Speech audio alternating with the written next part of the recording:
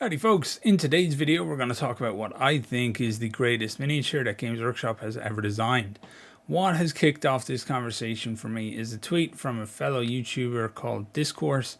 She was asking what people's favourite miniatures are from the last 2 years.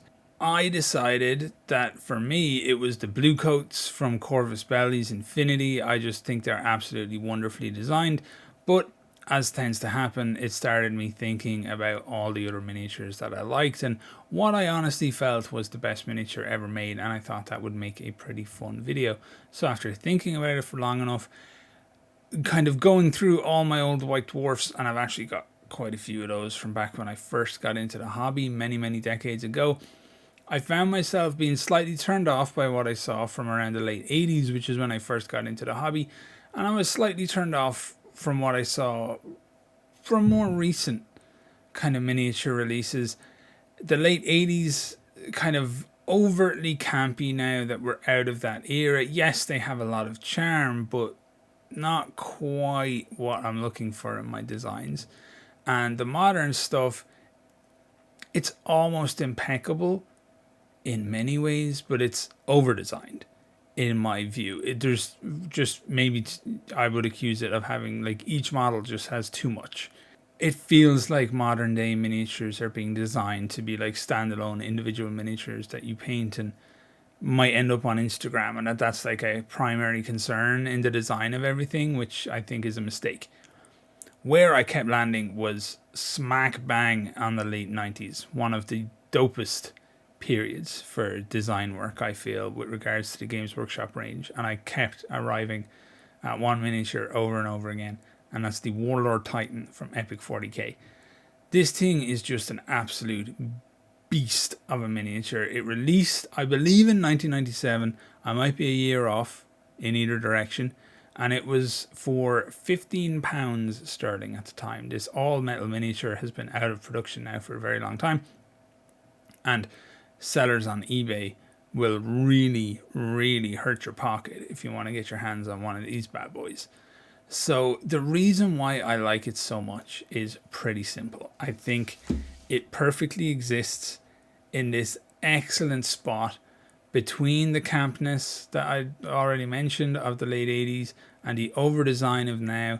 And whilst I hate to use the word in relation to enormous machines of war that almost defy physics in their size, it does look like it could exist. Like, in your nightmares, when you imagine the war that eventually destroys the planet, it's more than likely being fueled by something like this. Just incredibly brutalist, incredibly militant in how it looks, just straight up armor plates and guns walking at you, no fancy adornment, nothing, of consideration in the design except the idea that absolutely everything in front of it will be dead. So I found a couple of images online. The first one is from Hobby Painter Studios. I found this on Reddit. I just want to give people a little look at things, and it shows like the scale, I guess, of the miniature beside an Imperial Guard vehicle, which is nice.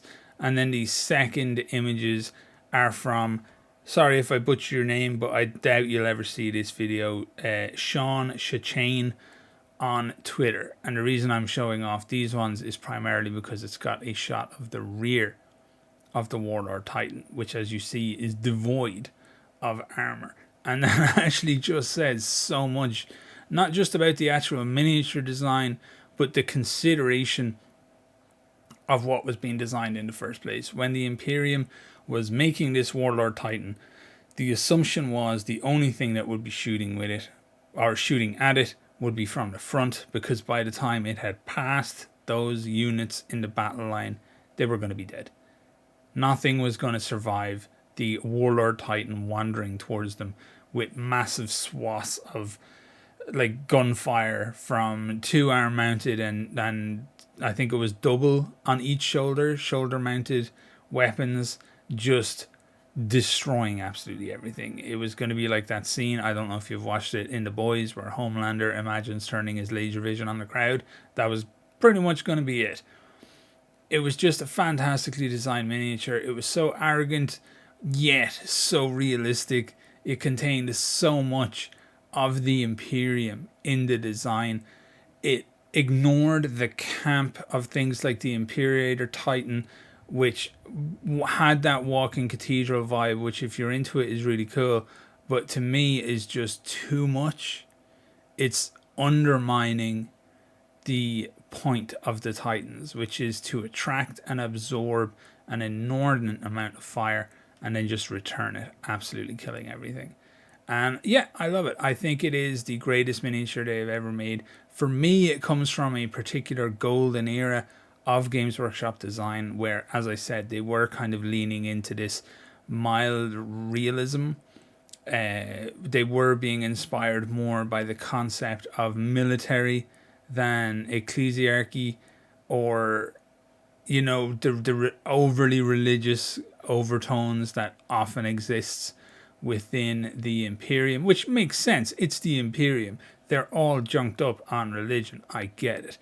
But I just love how stripped down and basic and brutal this particular model is. And I think it, for me, really captures the appeal of the hobby around the late 90s and why it was so damn interesting and fun. And even the fact that it's an Epic 40k model, which appeals to me in a major way. And I have a huge amount to say about that with regards to Games Workshop too. But yeah, all in all, I just don't think, for me personally, a better model exists. A more kind of fitting model exists. And I think just the entire design philosophy and all the considerations of this model, I think the subtlety of much of it is just wonderful. So yeah, that's it. That's it for me anyway. That's in my consideration, the best miniature that Games Workshop has ever made. Yours will be very different, and I would love to hear about them in the comments. Just let us know what for you miniature more than any other is just a peak of that Games Workshop design from the era that inspires you the most. So that's it, folks. As always, thank you so much for watching, and I hope you're having a great day. All the best.